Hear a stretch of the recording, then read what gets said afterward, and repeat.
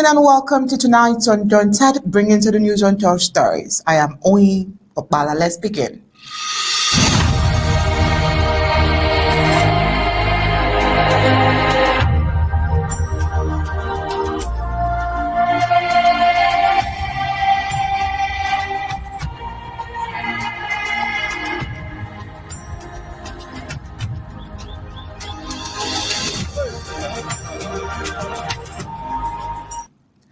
In a powerful address following the successful draft on Saturday involving the resilient communities of Boyo and Ndian, President Sako delivered a compelling message to the Ambazonian people with a special appeal to the Ambazonian state army and local leadership, applauding the overwhelming support and commitment shown during the draft.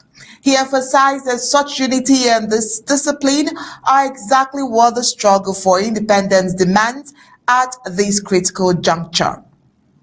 President Sako warned against dangers of internal division, stressing that any faltering within their ranks could pave the way for victory for the French Cameroon, a scenario he described as a devastating setback.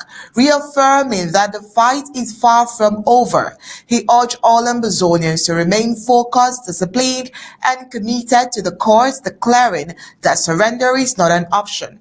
Meanwhile, preparations are also advancing for the Ambazonian Strategic Constituent Assembly, known as the ASCA, which convenes this weekend. Stakeholders and delegates from across the world are already making travel plans to attend the meeting. Organizers say logistics are being carefully put in place to ensure the assembly is a success, with discussions expected to shape the next phase of Ambazonia's political and diplomatic struggle. All these and more we'll bring to you on tonight's Undaunted with our in-house analyst, Barrister Tim Mbeseha. But first, let's get the prime headlines.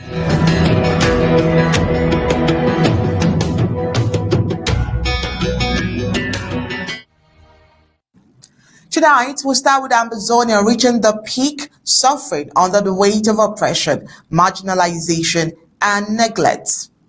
Also tonight, we'll give you the danger in Mbeseha, a locality in Victoria, where hanging electricity cables from falling poles has become a threat to road users. Ambazonian leadership calls for unity, discipline, and continued resistance. Ambazonian press in ruins, journalists gutted, muzzled, and abandoned. On the African scene, DR Congo leaves cobalt exports bans, imposes strict annual quotas to regain market control. Meanwhile, Charlie Kirk remembered as tens of thousands gather for emotional memorial. Now let's get the news in full briefings.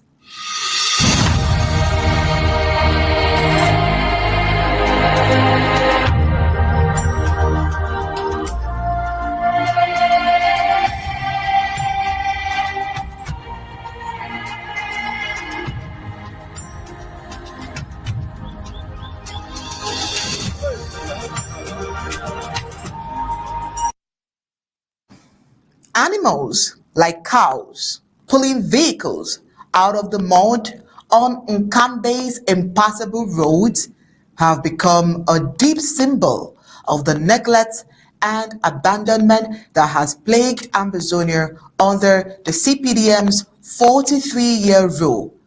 This is, of course, sparking renewed calls for change as the zone demands better infrastructure and governance. The deplorable state of the roads in Nkambe in Donga-Machu County has reached a boiling point. Cows are being used to pull vehicles out of the mud. A very sad reminder of the neglect and abandonment that has plagued Ambazonia for decades. This is just one of the many balance sheets of the CPDM's failed regime, led by President Paul Biya, who has been in power for over 43 years. The people of Ambazonia have suffered long enough under the weight of oppression, marginalization, and neglect. The roads are impassable, the economy is shattered, and the people are displaced. Of course, it is time for greater unity to flush out the colonial administration. This is the state of the roads. As you can see, the roads are in a state of disrepair, making it difficult for people and goods to move around. This locality, like many others in Ambazonia, has been denied its rightful share of economic opportunities, leading to widespread poverty and unemployment. The people have been subjected to human rights abuses, including extrajudicial killings, torture, and arbitrary abduction from the hands of the colonial army. Ambazonians are called upon to unite and flush out the colonial administration in Ambazonia. Ambazonians today have the responsibility to secure independence and build a better future for themselves and their children. They owe themselves that, their ancestors, and posterity to stand up against oppression and fight for their rights. This is very sad. You'd want to ask, are Ambazonians going to be silenced? Of course, they will no longer be oppressed. It is time for them to take the unity into their own hands and create a brighter future for themselves. Unite and flush out the failed regime that has held Ambazonians so long. This time for change, and the change is now. Taking a look at the video, you would want to ask questions. Are we 200 years backwards, where animals were the major means of transportation, camels and the rest? I mean, what society still uses animals for mode of transportation? It's so terrible that you would not be scared. Horses and cows would begin to be the mode of transportation. Humans would begin to climb on them and begin to move from one spot to the another. It's even amazing how the thought of using this cows to drag out this car that has been drained in the mud. It's even amazing that they can come up with the thought. I mean, Mbeseha is not funny, but I mean, we just have to laugh it off because the situation just looked like, one of those comedy skits and all of that, but it is real. It's happening. You can see the effort that is being put in to ensure that the car is brought out. And imagine the roads that, right? So they say you want to laugh, right? Imagine the road that humans are applying. Very, very, very, very funny. Welcome to tonight's Undaunted. Thank you for having me once more at the beginning of the week. Yes. So the situation of the roads are getting to the point where animals, just like we've seen, like the cows are being used as a means of transportation at this point. Isn't this the height of it all, Barrister? I mean, what else have we not seen? We've seen trucks get stuck. We've seen humans move in the truck. Now it's time for animals to be used. This is not a comedy skit. This is happening in Ambazonia. This is happening in 2025 when some climes are already using electric cars, but in Ambazonia, where people are rich, intelligent, where, I mean, we can't even count Ambazonians that are out of Ambazonia, but this is what they have. Well, I don't know where to start, but it looks to me like what is going on is a new invention worldwide. Because we know that in prehistorical times, the animals that are designed to carry things, the donkeys, they have the resistance to carry, not to pull. But these are not donkeys. I don't know anywhere else in the world where cows are used as tow trucks. It has never existed. It is in Cameroon. It is in Ambazonia. And most importantly, it is in Donga Mountain. To say the least, in a civilized world, these people using these cows in this manner should be prosecuted for animal cruelty. Because cruelty to animals is a crime. Those are living things. They're not meant for you to torture them, even though you have to eat them. You have to kill them in a more modern way. So at the very least, that's animal cruelty. Again, I've not known any place in the world where cows are used as tow trucks, but most importantly in Cameroon and in Donga Mountain. Why is Donga Mountain important here? Donga Mountain, to the best of our knowledge, is home to the famous politician called Ngala. Donga Mountain, as far as we know, is a place where Ngala Gerard has made the world of Cameroon and the world beyond to think that everything is normal. Life is normal there as long as cows can pull trucks. Life is normal there as long as people can die. Life is normal there as long as they can go to Ngabo and kill children. But again, more importantly, Ngalo Gerard is not just an MP, I'm told. He was a people lawyer, so he has some basic idea of law in his head. Where is the president, Ngalo Gerard would say, he has found somewhere in Britain, in China, anywhere else in the world, where animals are so abused. Nowhere else. It has never existed. It is in Cameroon. It is in Ambazonia. What else do we say? Is there anything other than resistance? If those animals have sense of duty, if they could understand our own language, would they not by themselves join us in this resistance? We are not created to suffer in that manner, but they are being put through this suffering. Why? For a simple of satisfying a political elite group of armed robbers, legalized armed robbers, legalized criminals call themselves politicians. Why? Why? Is it that this thing called government in Yaoundé by extension in Cambe cannot afford even a tractor, an ordinary tractor that can pull anything? They can't afford it. Is it because they cannot afford? No. It is simply because they don't want to do it. At the very least, they want to punish Ambazonians. Because we're told it is documented somewhere. Less than 10 years ago, the Chinese or some foreign bodies came to Bolivar with hundreds of tractors that they gave them for nothing. They allowed the tractors to rot in the bush. They are still standing there. Rather than even give it to Nkambe, their home, their favorite home, to pull the unworkable cows on the bad roads. They allow them to rot. And then they come and punish cows. And of course, they punish you and me. If you go near it, they kill you for not obeying to their instructions. Your cows are not just moving. If you're not beating the cow will not move. The guy is beating the cow.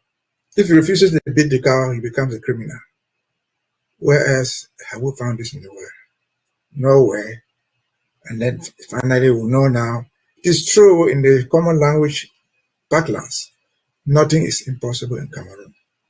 Nothing is impossible in Donga Mountain. But as we fight, we shall make everything possible in Donga Mountain. We shall make everything possible, humanly possible, in Ambazonia. We shall say goodbye to this suffering once and for all. Even in the colonial days, we never saw this happening. I'm not sure that the British colonial masters, even the Germans, if we come there on a visit, they will want to say this thing ever happened in our own countries. Even though they had to exploit money from us. They took our crops, but they never used to pull their own cars. Enough is enough, so we say. Over to you. Seriously, I definitely agree with you, Barrister. I doubt even in the colonial days if people had to go through some of these hardships that Ambazonians are going through. Anyways, still on difficult lane for Ambazonians. Let's head over to Ambers Bay. A potentially deadly situation has unfolded in Ambers Bay. Ambers Bay is a locality in Victoria where hanging electricity cables with powers from falling poles have been threatening road users since Saturday, September 20th, 2025. The precarious state of these cables poses a significant risk of electrocution to anyone who comes into contact with them, making it imperative for immediate action to be taken. Yet, the colonial authorities are still to react. The hanging electricity cables still live with power and very much alive with power. It has been dangling dangerously low, putting road users to risks of severe injuries or even death. This hazardous situation demands prompt attention from the Colonial Electricity Management Body. They are urging the Colonial Electricity Distribution Company (NEO) to dispatch a repair team immediately to access and fix the hanging cables. The safety of road users, commuters, should be the top priority, and any delay in addressing this issue could have devastating consequences. Unfortunately enough, the situation has been the same for 3 days now. Until the cables are safely secured or removed, road users are advised to exercise extreme caution when approaching the area. It's crucial to avoid any contact with the hanging cables or nearby objects that may be in contact with them. Prompt action is essential in preventing potential accidents and ensuring public safety. The Colonial Electricity Distribution Company must take immediate responsibility for rectifying the situation and preventing any further risks to the community. Barrister Mbeseha, issues like these are not to be handled, lightly, because a touch from even a child could ruin everything. And we can see that the environment looks like it has rained, which would even cause more havoc. But then one would ask, do they even have power? I remember severally we report here that, people are in darkness for months, for weeks. So even while we are trying to ensure that we are preaching safety to residents in Ambers Bay, there is also an indication that they may not even have power. Probably that's the reason why the those in the arms of distributing the electricity itself are not even bothered. What would you think? Obviously, they are not bothered, but they are bothered indirectly. They are bothered in the money they want to earn. Because in spite of that, that's the end results. In spite of other end results, poles falling, cables down the ground, they bring bills to people to pay. Whether you like it or not, you pay. Let us go backwards a bit and analyze. Why do these people of 2025, as compared to our parents of the 1900, 1800, why do they need this thing called electricity? Essentially, they want to improve their standard of living. That's what electricity is all about. They are fighting for electricity to have a better standard of living. Because with electricity, you have a lot of things to improve on yourself. It is used in hospitals. It is used in your home to cook. It is used in your home to go online. It is used in your house for your child to read. It is used in schools to run computers and so on and so forth. But electricity is a combination of many things. It doesn't just fall from the moon. It's not sunlight. It is electricity, something technically supplied, something to be controlled and used. It comes with different components. One wrongfully supplied, when wrongfully installed, everything becomes a source of danger, even to your own very lives. Let us take the examples of what you have shown there. Electricity, when we talk about electricity, the first thing you want to see in any village or any community is you want to see something they call electric poles. They can be concrete, they can be iron, they can be pieces of sticks, properly designed for that purpose. Those are what they call electric poles. They are designed to carry cables. If those poles are not the quality that is required, it becomes a source of danger. And we've seen this before here. About a month or so, a bit after that, we saw an electric pole fall in my force in Victoria there and kill the child. That's a wooden electric pole that was meant to bring light to that community. And so that is a component of electricity supply. I see that pole standing there. It is completely falling. And then somebody out of Google has looked for maybe an Indian bamboo to support it falling. That is the tip of the iceberg. But later, the cable is carrying energy. They become danger. They become very, very dangerous if they fall down. Their lives die. They are a source of danger. They have killed people before and continue to kill. If those cables are full quality and they don't fall down, and they might ignite fire and burn down the whole house, the whole quarter, or the whole town. That's the quality of the cables. All of this is viable as far as we're concerned. Why all this? Why do people need to go through this to have electricity? Above all, again, even if the cables are there, if the poles are standing up, you have something that controls the energy coming in and going out. Something up there, which they call transformers. We have seen transformers blow off and burn places because they are the wrong transformers. You go to the marketplace, you buy what you want. You buy good cables if you want to use them. They cost more than the cheap ones. You buy better transformers if you want to buy them. They will save you better. But what is all this? From cables to poles to transformers in so-called Cameroon, by extension Ambazonian, it is a total failure. It's a total failure. It's a risk to human life. And what is it that they don't know these things? They know that. I've said electricity in Cameroon, in Ambazonian in particular, is not a free gift. People consume that thing and pay. Even when you don't consume, they force you to pay. Where is the money going to? But that is not the issue. Now the issue is, are they aware of this? That these things are so dangerous? Of course.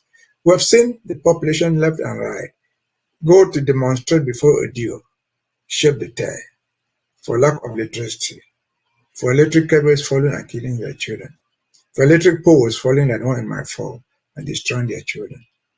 What did the chef de terre do? Surely he did his job, but according to his paymaster general, the president, who is overall, he is everything in Cameroon. He is the chief electrician, he is the chief engineer, he is everybody, he is the god of the country. If they are aware of this, why have they done nothing? Is this neglect or wickedness? I think it is not neglect, it is wickedness. Because in their own very homes where they live, as ministers, as Mr. President and his vice and so on and so forth, they have the best of those things there. No pole has ever fallen at the presidency. No pole has ever fallen in the minister's house. No cable has ever fallen in their own houses. No transformer has ever blown up there. Therefore, to me, it is calculated mistreatment of its citizens. It is wicked. It should not happen to human beings. And above all, it should not happen to Ambazonians. We did not seek independence to transform ourselves into death traps, where cows will pull cars, where the cows themselves will die and the car itself will go over the cliff and you die, where people will take their hands to support electric poles, where cable will fall and burn down your own houses, where transformers will blow off and set off the whole place ablaze. No, this is not what life is meant. We're human beings. Human beings have basic values. If humanity has ceased to exist in Cameroon, it shall not cease to exist in Amazonia. We say enough is enough. It's 2025. This is not happening anywhere else in the world. To the best of my knowledge, it is happening in Amazonia, it is happening in Cameroon. But because it's happening in Cameroon and Amazonia, we're fighting to get out of this trouble. And hopefully, we will get out tomorrow. We will set an ideal electrical plant, supply, management, and everything that goes with it. And our neighbors of the East, called the Republic of Cameroon, will learn something from us. If they don't import electricity from us, they will at least import technology from us on how to do those things. Again, enough is enough. We have taken more than enough as human beings. We have taken more than enough as Ambazonians. We are taking more than enough, just like the creatures of God. And so we can all say, Lord, help us out of this dilemma. of punishment uncalled for. Over to you. All right, thank you so much, Barrister Mbeseha. But then the fact that these poles are even wooden poles, doesn't that even worsen the situation? Some of these things are outdated, I think. Isn't it even worrisome that in a modern year, they're still using wooden poles that could be struck down with their little rains can struck it down. It can even break in between and fall off. I mean, there are so many reasons why wooden poles shouldn't even be used. But doesn't it bother you that all of these are still in use in Ambazonia by the colonial No, government, by the way? the, the issue is not that what they are wooden poles. No. I live in the US. These are wooden poles standing right outside there. They are treated poles. They are across the world being used. Go to Canada, there are wooden poles there. Go to the US, there are wooden poles there. But the difference is this. In the US where I live, every wooden pole you see there, you can go close to it. You see something marked there. There's a mark there telling you when that piece of stick would expire. And so if it's 10 years, they tell you or put it today, the 10 year will be this, it must be replaced. They don't wait for it to fall on people. They don't even treat their own wood. They go to the bush and harvest that thing, cut it with their cutlasses, get people who want electricity, go to their farms and fell sticks, and come and put them there and call them electric poles. No, wooden poles are not the issue. It is the way they are used. It is the carelessness that they use them. How they use them without any due diligence to how you survive under a wooden pole. And so, I mean, I've even seen somewhere in Cameroon there, they have some poles which are not even wooden poles. They are supposed to be made out of some iron or steel, but they still break off. Why? Because of the quality of the poles that they use. There are poles that carry those things. The cables that go around have weight depending upon what energy they are carrying inside. Do they have this distinction in Cameroon? I doubt. You find that piece of stick there. They also call it a wooden pole. Painted maybe with some cotta, black. There's no mark on it when you were in. Even if there's a mark there telling you that this is the lifespan of this piece of stick, nobody is going to come back there to check. Even when that wooden pole falls on your house, you will go and beg them to come and pick it up. They will not come. So it is not the wooden pole. It is the people behind, the science behind the wooden poles, which is so destructive, which is so unwilling to help the people, which is so unwilling to be productive. Because when that thing falls on your house, like a killer child, it might fall. What happens? That's the end of it. They're not going to suffer any consequence. Nobody is taking action to punish them. And so they walk away. There's no consequence for their negligence. There's no consequence for their deliberate acts of wickedness. They walk away. And behind all those things, you find the signature of a minister. The director of the so-called ONER is appointed by the president. The chiefs of staff, they are all, behind each person you find the signature of a minister, of a director, the son of a minister, the daughter of the wife of a minister, of whoever they have there. This is the entanglement that has killed the system, because it is a system meant to deprive you to their own benefits. They know they can get better posts, but better posts will cost more money. And of course, it will reduce their ability to fraud more. So there's so much involved. Complicity, yes. Wickedness, yes. Political manipulation, yes. Everything combined to the same thing. They don't care what happens to you. And I've said again, you are going to find those wooden poles, even with a wooden pole standing in front of the minister's house. Theirs will never fall down. If there are wooden pole standing in the presidency, that one will never fall down. And so on and so forth. So it is a combination of wickedness, it's a combination of irresponsibility that should not be tolerated in any human society. Over to you. Thank you so much, Barrister, for that analysis there, and thank you for putting some of the issues there straight. Let's head over to the Ambazonian government house. And so in a recent address to the Ambazonian community in the Boyo and Ndian draft, President Sako emphasized the need for unity, discipline, commitment to the struggle for independence.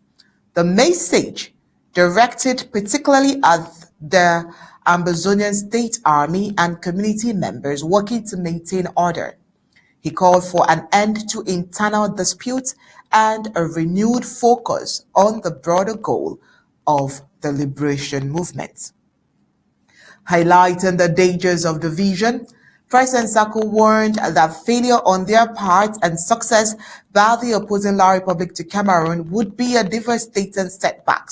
As such, the call was made to fight until the very end, reinforcing that the battle is far from over and that giving up is not an option. Let's get that. Beloved compatriots, how can a man or woman stop swimming and willingly choose to drown simply because somebody disagreed with him or her? To give up before victory, whatever the excuse, is capitulation, is cowardly surrender. We cannot stop fighting and still claim to be in the fight. We cannot stop giving and still claim to be marching to Boya. How? I call on all sons and daughters of Ndian and Boyo County. Withdrawing now, whether openly or secretly, is no different from endorsing the occupier, La Republique du Cameroon. It is tantamount to crossing the carpet to CPDM, matter of fact. Make no mistake, if we fail, God forbid, and La Republique succeeds, that means La Republique succeeds. If we fail, La Republique succeeds. Whether they win or not, if we fail, La Republique succeeds. That's why our slogan remains, until the last man standing. And if you look around and see no one else, then know you are that one still standing, and that's enough. For victory in revolutions is won not by the absolute majority, but by a critical majority of the determined. Our Ambazonian state armed forces, Ndian and Boyo, you have spoken already, not only with words, but through concrete actions. By God's grace, bridges once broken are being rebuilt between this government and its representatives and our ASA leadership. Dear Ambazonian state armed forces, you have stood the test of time. We have celebrated your prowess and we stand with you still. Ours is a partnership of mutual respect, knowing that we need you and you need us. If any individual handler or state official or community leader offends you, disagrees with you, remember, it is not Ambazonia that has offended you. Whatever you do, do it for yourself and for your children. Nobody recruited you into this struggle and nobody can take you out of it. The president acknowledged that too often minor disagreements have distracted the movement from its objective. However, he praised the efforts of those who continue to prioritize the safety and cohesion of the Ambazonian community. The revolution, it noted, has transformed the spirit of the people and established a new standard of resistance. A clear message was also sent regarding personal accountability. Offenses committed by individuals should not be seen as reflective of the entire Ambazonian community. Instead, the focus should remain on collective strength and shared responsibility. Let's get that. Fellow Ambazonians, I greet you in the spirit of courage, unity, and endurance. We are gathered here not simply to mark another draft, but to honor those who are still standing. For the race is not for the swift, but for those who endure till the very end.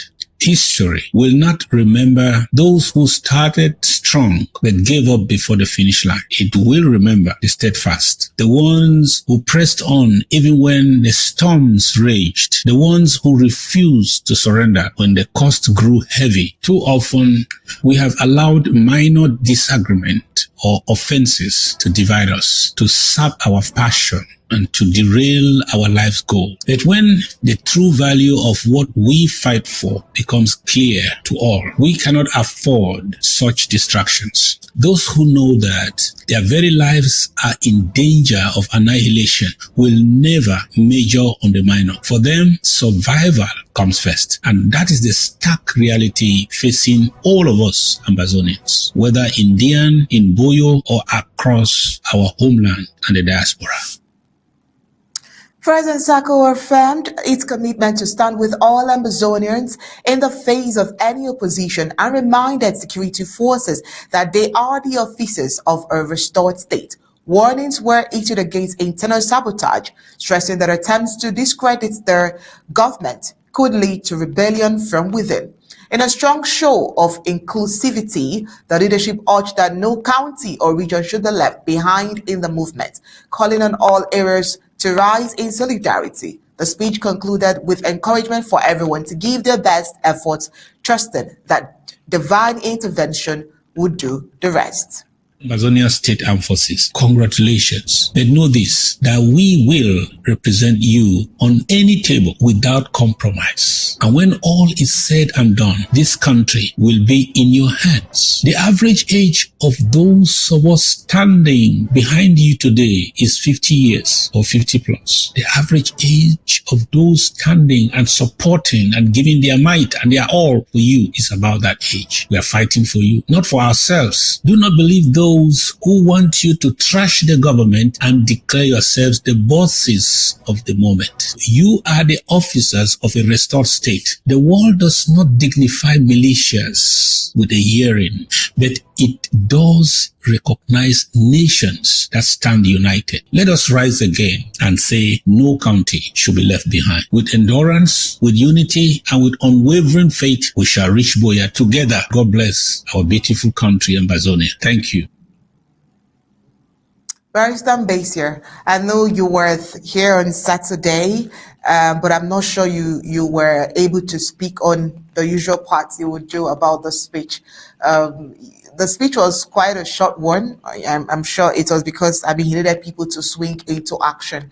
But I love how short and precise the speech was today or on Saturday. You know, he didn't go through all of those routes and trying to caution people so much. This time around, he tried to stay on the course and encourage everyone to be together and ignore all the naysayers and all of that.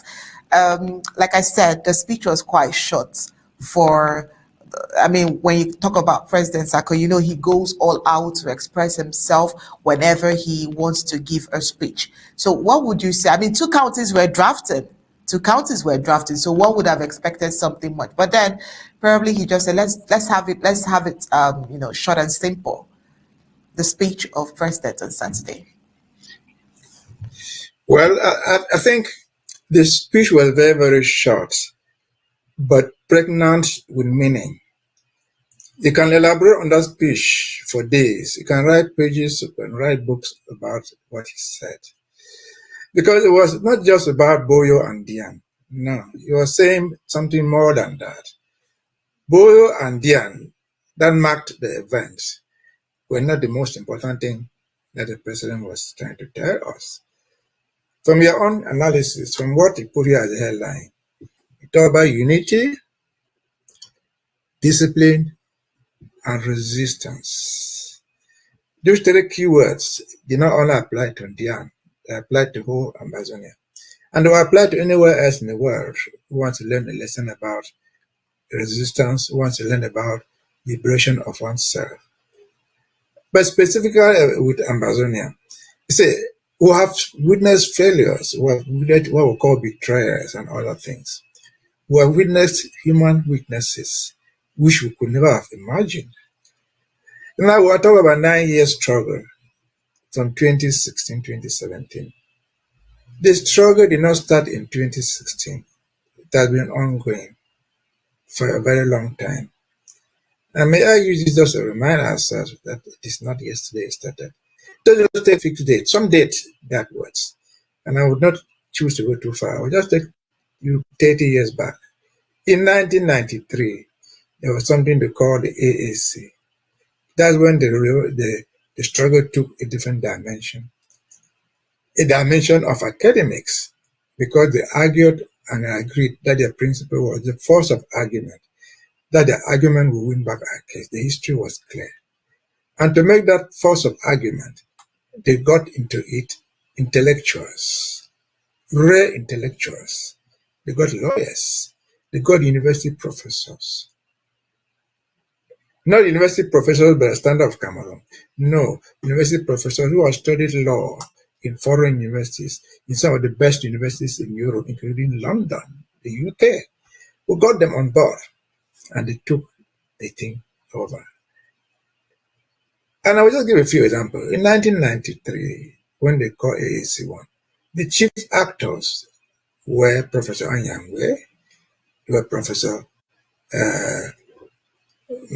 Anyangwe, they included Elad, and they included Dr. Munzu.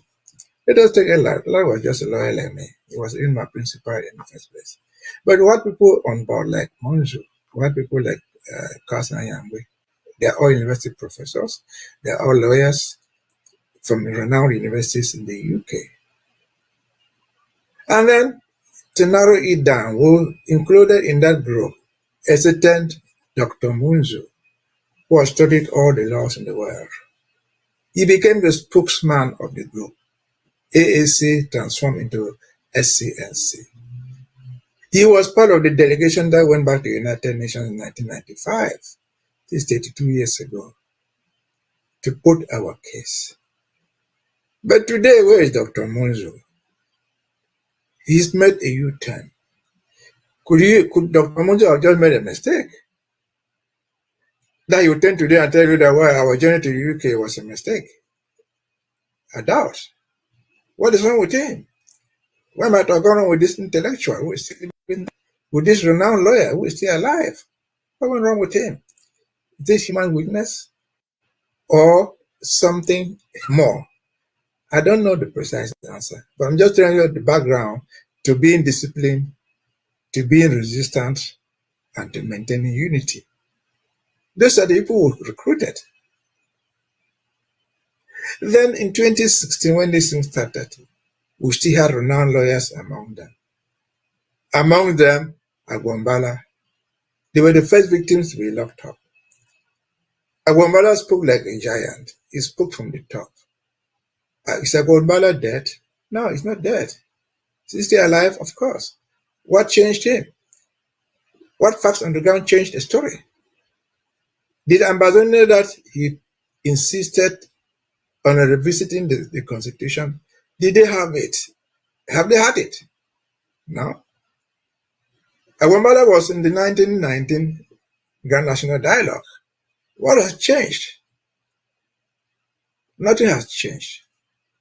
But they have changed. Human beings are flexible. Human beings are subject to different things.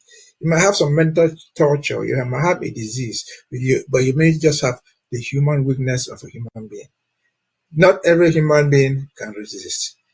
In the course of revolutions, leaders come and go, and only the few who remain focused succeed.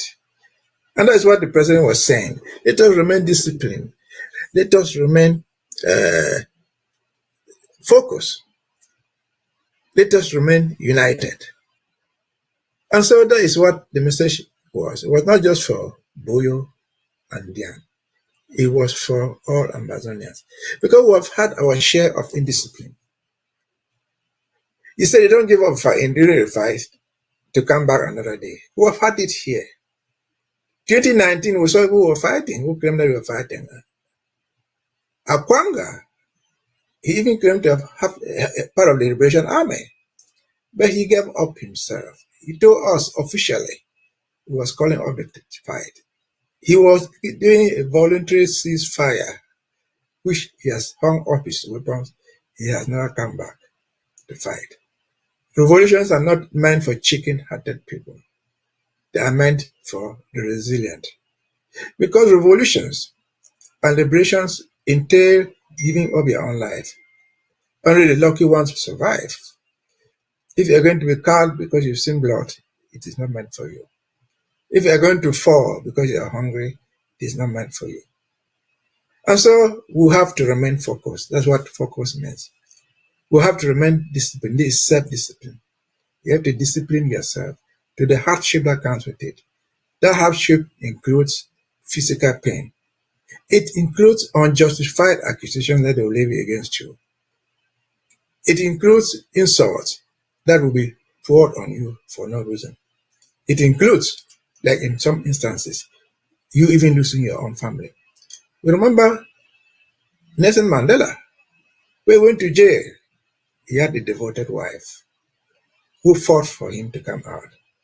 When Nelson Mandela came out of prison after 28 years, what did he do? The first thing he lost was his wife. He divorced her. That was a devoted wife. Down the road during the revolution, things had gone wrong. The same would apply to Laurent Gbagbo of the Côte d'Ivoire. When he was sent to the Hague on trial, when he was arrested in 2011, he had with him a devoted political wife. After spending 10 years at the Hague, he came back. He had not been convicted. The first thing he did was to divorce his wife. That's a breakdown of a family. Is this new? No. This is just to tell us that, look, this journey is a difficult journey. We don't intend that any of us should go through that. But that should be, in hindsight, see what those people who lead, the torture they go through, the pains they go through for the sake of the people, the pains they go through for the sake of the cause they stand for. Also, the president said, let us be united. He was not talking to Boyo. He was not talking to Boyo. He was not talking to Ndian. He was talking to Ambazonians. Let us remain united. What does that mean? I'm not sure that the president was calling everybody to come and join us here. No. We can remain united in the focus. If the focus is the same, we have the same goal, and we focus doing the right thing. Even if you may not be part of this government, you still play a role. And so that is what is important. If you don't know how to do it, don't turn your anger on somebody else, on your brother. If you don't know how to do it, or you're unable to do it, don't make the other guy who is doing it the victim. As I said before, if you think it is not being done, just do the right thing. If you have the same focus, the end is that we'll all be on board. But when you transform a liberation struggle into a place to kidnap people and take money, into a place to kill the people you don't like, into a place where you rape women and have free sex, that's not the focus of a liberation. And so remain focused, remain disciplined, he says, and remain united. I've said that you could write books from what he said, those very short sentences. You could write books about them. But every word there has a lot of meaning politically. Every word there has a lot of meaning strategically. Every word there has a meaning focus-wise. And so I think the president did his job. I'm not sure that many of us will go through what he has done in the terms of accusations that leveled against him, in the terms of the insults that have been poured. I've come across people who have never met Sako. They don't even know him. But the anger they nurse against this poor man, for no reason they'll give you, I talked one 2 days ago. So what is your problem with this man? Say, well, he steals money. And my simple question was, have you ever contributed for the money? Have you ever contributed one dime? The answer was no. Then how do you know that he steals money? He steals which money then? So there are people who have something in there, who are haunted by some evil spirits in themselves, and they transform that one into anger against innocent victims. The president is saying, let us remain focused. Let us be self-disciplined. Let us be collectively disciplined. Because discipline can be self, it can be collective. And I will end this with the collective discipline. The collective discipline would have come in during the so-called lockdowns. As we have said from our own standpoint, if it is election lockdown, why do you need to lock down for so many years, for so many months, for so many weeks in advance? Elections take place in a short time. Why not focus just on that period of time? Why do you transform the thing into a place where somebody will be shot in the street because he disobeyed a lockdown? Months, weeks before the elections. It's not being focused. We don't need to do that. Once we get into this analysis, we will know where we are. And I've always concluded my analysis by saying, this struggle is not somebody's personal business. There's nobody who is an angel. There's nobody who is a God who knows everything. If you don't know but we don't understand what somebody is saying, ask for explanations. Don't denigrate the person. If I don't know, I don't understand you, I'll call you. All of us have phone numbers. That's what discipline means. Find out, cross-check before you talk. That's the bottom line. That's what the president was saying. Because a revolution is not meant for the majority. It is piloted minority. The people who are resilient. The people who can give directives. The people who know where we are going and believe that they know how we get there. That is, in essence, what he was telling Ambazonians. Throw Boyo and Ndian. Let us the main focus. Finally, no inch of Ambazonian shall be left behind. Boyo, Ndian, all the 13 counties are going to be free. One for all for one. It's a saying that we've adopted forever. Thank you. Over to you. Thank you so much, Barrister Mbeseha. Meanwhile, the Ambazonian calendar is busy. October 1st marks a historic day for Ambazonia, and that's a day many in the territory regard as their true Independence Day, before what they described as the botched union with La Republic de Cameroon. Across southern Cameroon's preparations are underway for what is expected to be a massive commemoration. And this year's celebration comes at a politically charged moment. On the same day, October 1st, a hearing is scheduled for the Kansas City 3, Ambazonians activists whose case has drawn international attention, and it has become a rallying point for the diaspora. Adding to this anticipation, President Samuel Ikomesackle of the Federal Republic of Ambazonia is set to address the nation on the eve of Independence Day. Now, his speech is, of course, going to be highly anticipated as he is expected to outline the framework for an official lockdown that will be aimed at boycotting the upcoming elections organized by what Ambazonians will call the colonial administration. Now, in Sackle's words and in the movement's position, there will be no elections in the southern Cameroons, Ambazonia. Meanwhile, preparations are also advancing for the Ambazonian Strategic Constituent Assembly, known as the ASCA, which convenes this weekend. Stakeholders and delegates from across the world are already making travel plans to attend their meeting. Organizers say logistics are being carefully put in place to ensure the assembly is a success, with discussions expected to shape the next phase of Ambazonia's political and diplomatic struggle. As their Independence Day approaches, the combination of commemoration, courtroom drama, presidential directives, and high-level strategy meetings will show the intensity of this year's events. For Ambazonians, October 1st is not just a date on the calendar. It is a statement of identity, sovereignty, and, of course, defiance. Bryce Mbeseha, let's start with the meeting this weekend. First of all, are you going to be in attendance? Let me know so that Well, know how I'll to. surely be. I'm part and parcel of the whole thing, so I cannot fail to be in attendance. Sorry, Barrister, I didn't get that. I said I'm part and parcel of the whole program, so there's no question asking whether I will be in attendance. I would be there. Assembly, the I'm not getting you. ASCA, it hasn't held for the past 2 years, right? Yes, it holds once every 2 years. It has not held for the past 2 years. It is only now, because it's not the first. I've tried to say that before. Yeah. The first similar thing was said in Berlin in 2019. Then came 2021 when we went to Washington, D.C. That's 2 years interval.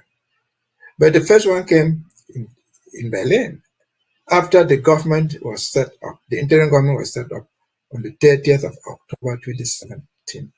So you find 2 years interval. We meet almost an average of 2 years to review where we are, to see where we are going, and to make changes if needed. But as we progress, each one becomes important because we're making an evaluation of what is we've gone through, and we're putting strategies to face what is coming ahead. That's why each one is very, very important. But this is very, very important again. Just because you have said something here, and the president last week said, let us remain all united. Of everybody, all those groups and individuals who are fighting for this right of Ambazonian, all of them agree that October 1st is the day really important to us. It's the day that we are supposed to have been free. So that's unity of purpose there. Everybody agrees on that, which is why this is what all Ambazonians agree on. But if you celebrate that thing in Cameroon, in Boya, in Bamenda, if you go out on the 1st of October to celebrate, the punishment is the same. You'll be arrested by the colonial master and locked up. If they had a way, they would have wiped out that date, turn the piece of paper found at the United Nations and in the colonial office in London, they would have done it. But the date remains unchanged. And so that is being disciplined, being united. And again, you have mentioned something. It is coming this year. Strangely, the Kansas City 3 are supposed to be in court. We didn't choose that date. We hope that the choice of the date by the authorities that be in America indicates something. And it is my belief that they will all go free. Because that's not the first time Ambazonians go to court in the United States. They have gone to court severally, being sued by La People de Cameroon. And none of the cases has found any justification. There is no reason to panic. The one of the Kansas City 3 will be touched out. And so we just mean that, as the president said, resilience and remaining focused is important. People will suffer, very often unjustly. By the end of the day, justice must come. We have a just cause. We are doing the right thing that most people who are oppressed do. There's no reason to be afraid. The other thing to do is to be cautious that you don't become an unnecessary victim, that you find yourself in prison. If for one reason or the other you find yourself in prison without your fault, count on us. We will get you out through what we can do physically, through what we can do through even prayers. We will do something to get you out. Because the liberation struggle is not a walk in the park. It's a walk that carries pain. Not everybody will suffer that pain, the same measure of pain. Now, some will suffer more than others. I just said in the last one that those who assume leadership in this thing, they carry the pain more. They are insulted. Their families are insulted. Their children are arranged. Their wives, their husbands. That is part of the struggle. And so I think that's what it is. I think the president was up to the point. I think we are focused enough going in to the ASA, come weekend. We'll share a plan. There will be adjustments, I think. But above all, it is important for us to know right now, the president, the office of the presidency has already announced the lockdown. Maybe it will be emphasized. The lockdowns will be announced, to the best of my knowledge, beginning October 2nd to October 14th. And so we know that elections are taking place in October 12th. We know that the campaigns have 2 weeks to that. So that covers the period of the campaign, the period during which they will transport their ballot boxes left and right. So it has been announced, I think, October 2nd to October 14th. The polls will end on October 12th. October 12th is a Sunday. Monday 13th is a natural ghost town day, lockdown. And then on the 14th, you go back to your normal businesses. I think the president will re-emphasize on that. But I think that is that thing has been announced to cover this period that I've given you. Over to you. But barrister, I heard where you were trying to mention that people have already, been locked up for before now, imposing another 2 weeks lockdown, which is the main lockdown, which is the important lockdown. Do you think that there might be any form of resistance from the home front? No, let me tell you this. Maybe people don't know. I am well in the United States, but I am personally back home. I can tell you, I talk to people at home. If there were to be any resistance, it would have been resistance before October 2nd lockdown. Because people know that's the time that those people live at home, not you and me. Where you live in Cambe, whether you live in Batibo, in Akwaya, that's the day that people were referring to you to campaign. That's the campaign period for the presidential elections. The elections that we have said that we're not taking part in them. That's the period that they will carry the ballot boxes to go and put wherever their polling stations are. And so that is the correct time to do lockdown. If other lockdowns came in before, fine. That was not authorized by us. But this lockdown, starting second, are crucial, which I think every right-thinking Ambazonian should not resist. If we believe that, we should not take part in the elections, which I think all of us believe. So it should be encouraging instead. If you have been home for 2 weeks, for 3 weeks, because of the lockdown that was not declared, so be it. That should not discourage you from obeying the correct lockdown. Because at the end of the day, it is what the goal is. If the last one that we've announced can successfully prevent a campaign for a presidential election in Ambazonia, it can successfully prevent the carrying around of election material, that would have been the best thing that we've done. So don't be discouraged. It is painful. It has been painful, but don't be discouraged. If you can bear, if you are bombed for 1 week, for 2 weeks, what is wrong in bearing for the last 10 days just to score the goal that we want? Just be encouraged. But remain cautious. Be careful with your lives. That's what it is all about. All right, Barrister Mbeseha, the journalists are not safe right now. We have this report that says that the Ambazonian war has surgically dismantled independent journalism across the Savannah, Midland, Atlantic, effectively transforming the profession into a lethal gamble. Journalists are caught between the Cameroonian forces and the brutal mandate of illegal armed groups impersonating the Ambazonian state army, facing deliberate targeting from both factions. Independent reporting has become functionally illegal, yielding only detention, exile, or death for practitioners. Journalists operating in southern Cameroon exist within a lethal binary, meaning there is no neutral ground. There are no safe zones, only spheres of control where allegiance is presumed and disloyalty is swiftly punished by biased military thugs. The French Cameroon's forces treat independent scrutiny as sedition. Reporting on colonial military abuses or conditions in IDP camps leads to immediate flagging as a terrorist collaborator. This is resulting in arbitrary detention, interrogation, and the application of anti-terrorism laws. Insurgent violence is equally crushing as the occupational forces view any reporter who fails to promote their narrative as a terrorist spy. This consistently leads to abduction, physical assault, extortion, and targeted executions. To cover their activities is often to accept coercion.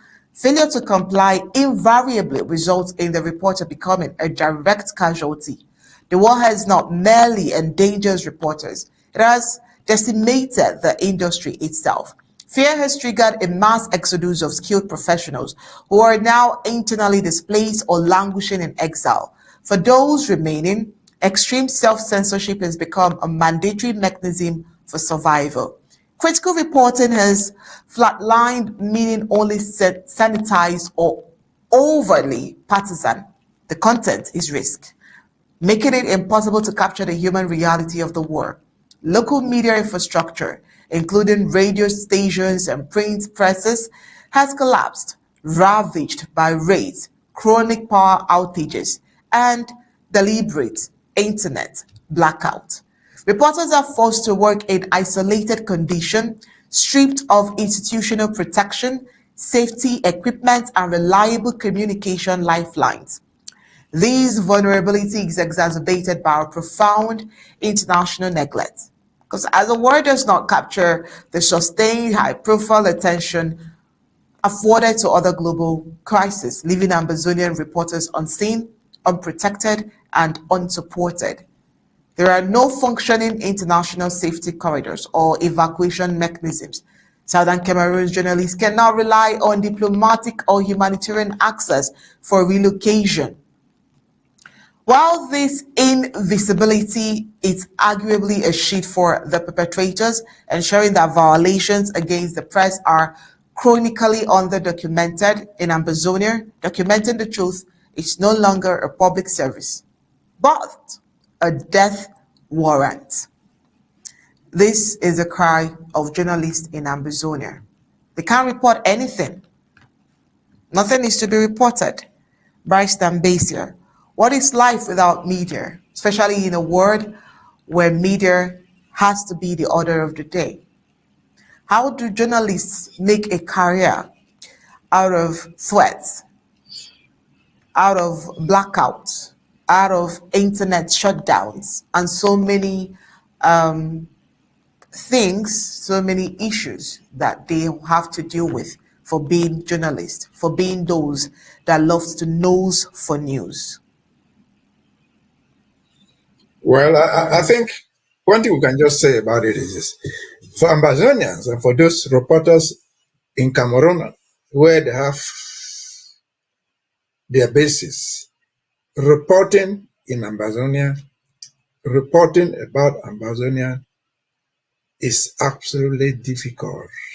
It's really, in fact, dangerous if you try to do it objectively. The institutions set in place are deliberately meant, not inadvertently, meant to silence whoever reports the truth.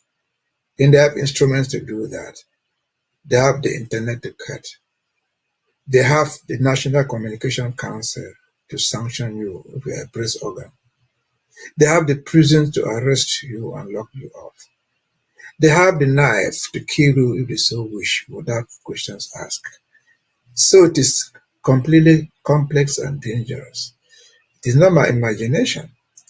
If they can take away your life for simply reporting, that's the maximum punishment anybody can have, death. Are they doing this? Of course. Are they even hiding the truth? No, they are doing it and boasting it out by themselves. It's in their chest who did it. Maybe we've forgotten about Wazizi. Wazizi was just a reporter without FM small radio station Boya. They took him away without any warrant. They killed him without any excuse. They informed the public that he is dead. No more questions asked. They have not returned his dead body to the family. Nobody knows where he was buried. What was his crime? Just reporting something which they did not like, perhaps. We don't even know what the poor boy reported. So that's the maximum you should expect. Life or death. So only very few people survive under that condition. We have seen them ban human rights groups. They ban Aya Foundation for helping prisoners, for helping the displaced. No question asked. And so it's a jungle state. Talking about the press there is zero.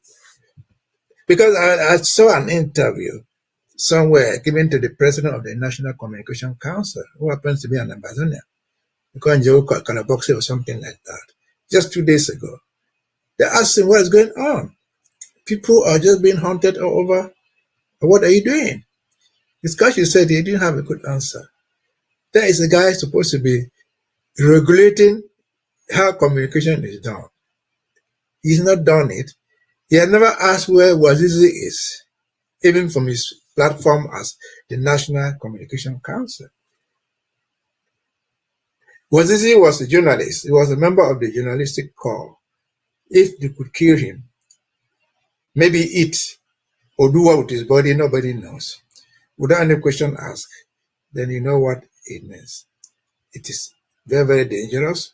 We sympathize with those of them who still have been willing to do it. We pray for them if they can do it, but you have to be careful with your own life. Because the system is a system that no tolerance of criticism, no tolerance for truth. There's nothing like reporting truth, because truth is what they tell you, according to them. Truth is not what it is now. You have to report the truth as it dictates to you. Report the events as they authorize you, not as they occur, not as they are. And that is the basic reason, that's the whole hidden agenda about Ambazonian. You can talk about Cameroon, it's so good. You can talk about Northwest and Southwest, that's great.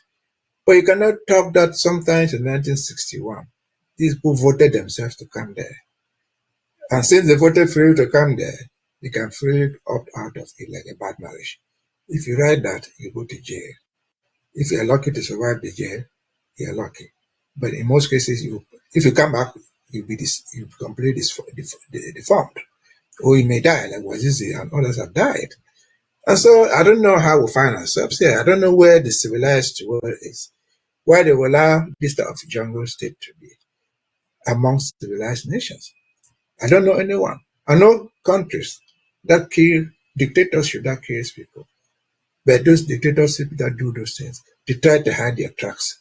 I've not imagined anywhere in the country, anywhere in the world, where the government has gone and arrested journalists, not only arrested, they adopted journalists, killed them, come on national radio and say, we have killed this guy, come on national radio and refuse to give where the corpse of the guy is, and walk free. This is so unique with Ambazonia. It is terrifying. It is actually frightening. They can live anywhere in the world where those type of things happen. Even in the world where they still eat people, cannibals, they hide it. They pretend that they are cooking a cow, no human being.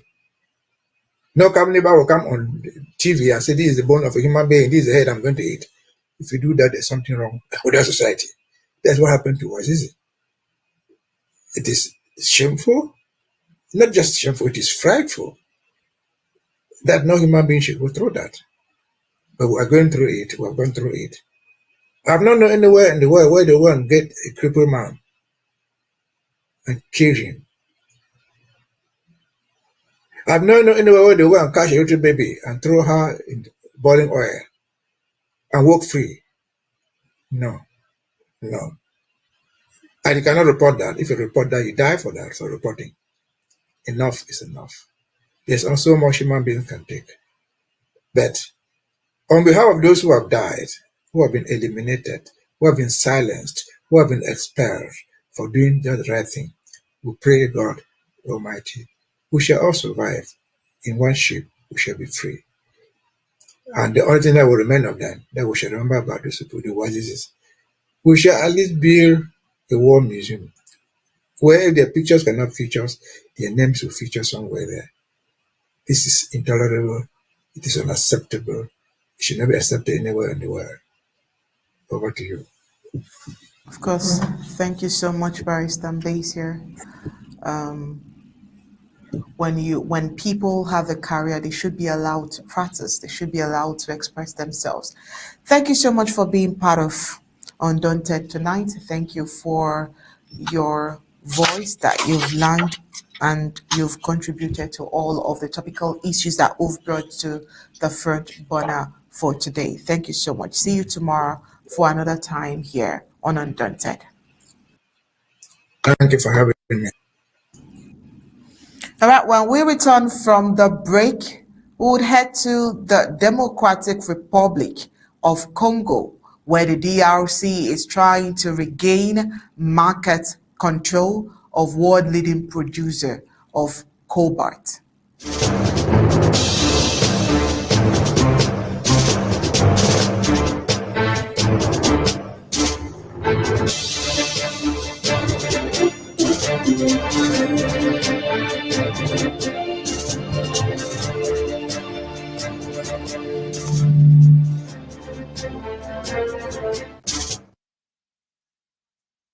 Congo DRC, the world's leading producer of cobalt, announced it will lift its months-long export ban on the critical battery metal starting 16th October 2025, replacing it with a strict quota system designed to stabilize global markets and assert greater national control over the strategic resources. Under the new policy, Congo Strategic Minerals Regulator will permit up to 18,125 tons of cobalt export for the remainder of 2025, with annual caps increasing to 96,600 tons in 2026 and 2027. The regulator emphasized that quotas may be adjusted depending on global market trends or domestic refining progress. The ban in place since February 2025 came after cobalt's price hit a 9-year low, triggering force majeure declaration from major producers, including Glencore. While Glencore supports the quota system as a means to reduce oversupply and stabilize prices, it has faced opposition from Chinese miner CMOC, which has significant operations in Congo. In a bid to accept tighter control over supply and address mounting concerns over conflict financing in the country's east, where illegal artisanal mining has been linked to M23 rebel activities, the government has also reversed 10% of export volumes for strategic national projects. Additionally, the regulator has the authority to buy back excess stockpiles beyond company quotas. The new system ensures that cobalt production supports national development while restoring stability to a volatile market, the regulator said in a statement.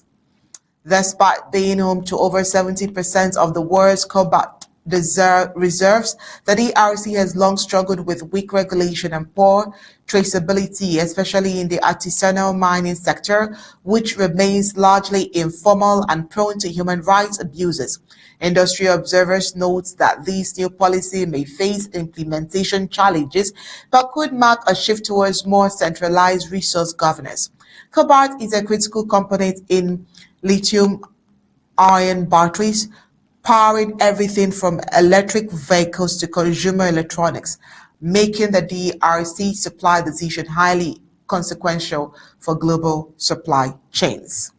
When we return right after the break, we'll get over to the USA, where Charlie Kirk was remembered as tens of thousands gather for emotional memorial.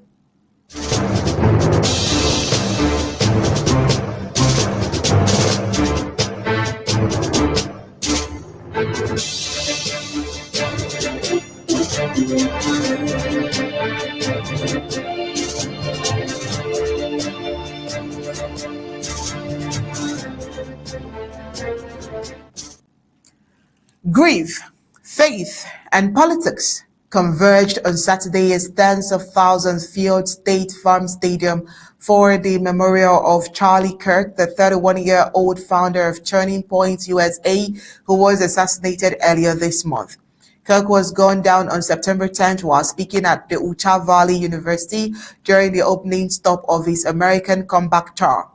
A shocking act of political violence that ended the life of one of America's most polarizing conservative activists. The September 21st memorial drew a massive crowd, with the stadium filled to capacity and overflow attendance pushing numbers towards 90,000. Some estimates suggested well over 100,000 gathered in and around the venue. Security was tight, with TSA-style screening underscoring the magnitude of the moment. At the center of the ceremony stood Erika Kirk, his widow, who now assumes the role of CEO and board chair of Turning Point USA. Her tribute was raw and moving, recounting both her grief and her faith. She stunned the crowd when she publicly forgave the man accused of killing her husband. In her words, she says, "I forgive him," she said, her words reechoing through the stadium as a testimony of her Christian conviction and her late husband's legacy. Meanwhile, President Donald Trump, who delivered an eulogy, praised Erika as strong while speaking about Charlie's heart to love regardless of the hate. Though in his characteristic style, he added humor by saying he could not stand his opponents, neither wished them the best. Let's take a look. He wanted the best for them. That's where I disagreed with Charlie. I hate my opponent, and I don't want the best for them. I'm sorry. I am sorry, Erica. But now Erica can talk to me and the whole group, and maybe they can convince me that that's not right, but I can't stand my opponent. Charlie's angry. Looking down, he's angry at me now. He wasn't interested in demonizing anyone. He was interested in persuading everyone to the ideas and principles. The question is, can you wish the best for your opponents? Oh, well, while you're trying to answer that, let's head to Hamas, as Hamas reportedly seeks 60-day pause in Gaza, fighting in exchange for hostage release. Hamas has asked the U.S. President Donald Trump to broker a 60-day pause in the conflict in Gaza in return for the immediate release of half of the hostages still held inside their enclave. The reported proposal comes amid renewed efforts to negotiate a ceasefire between Israel and Hamas, with more than 100 hostages believed to remain in Gaza nearly a year after the October 7 attacks that triggered the war. While details of the offer have not been independently verified, it signals a potential shift in Hamas' strategy as pressure mounts over the humanitarian toll of the fighting. The idea of involving Trump in mediation could complicate U.S. diplomacy. President Joe Biden's administration has led talks alongside Egypt and Qatar, but negotiations have repeatedly stalled over disagreements on the duration of a truce, the number of hostages to be freed, and the future of Hamas leadership. Trump, who is campaigning for another term in office, has previously criticized the Biden's administration's handling of the war. A 60-day pause could mark the longest break in hostilities since the war began. Analysts say it could provide space for larger negotiation on a permanent ceasefire and possibly pave the way for broader regional talks. However, the Israeli government has insisted that it will not agree to any deal that allows Hamas to remain in control of Gaza. The humanitarian situation in Gaza has sharply deteriorated. The United Nations reports that over 2 million people face severe shortage of food, water, and medicine. While large areas of Gaza City and Khan Yunis lie in ruins, aid agencies argue that only a sustained ceasefire would allow for meaningful relief operations. The hostages remain a deeply sensitive issue in Israel, where families of captives have staged protests demanding their release. Some Israeli officials fear that agreeing to a lengthy pause could give Hamas time to regroup militarily, while others argue that saving hostages must take precedence. And that's it for tonight's Undaunted, bringing to the news on top stories. Before we go, let's take a look at the reports that made it to the major headlines.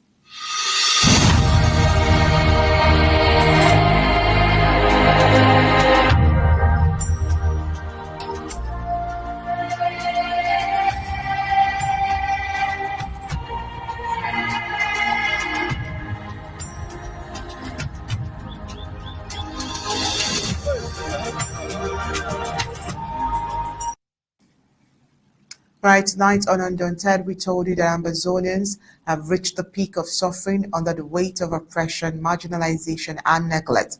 Also, tonight, danger in Ambas Bay, a locality in Victoria where hanging electricity cables from falling poles has become a threat to road users. Tonight, we took a look at the Ambazonian leadership calling for unity, discipline, and continued resistance, while Ambazonian press in ruins as journalists are targeted, muzzled, and abandoned. On the African scene, we went to Congo, where Congo is lifting the covert export ban and imposing strict annual quotas to regain market control, while on the foreign scene, we went to USA, where Charlie Kirk's memorial brought in tens of thousands gathered for emotional time. That's it for tonight's Undaunted, bringing to the news on 12 stories. On behalf of Barrister team based here and a team of technicians behind tonight's production, it's good night and God bless.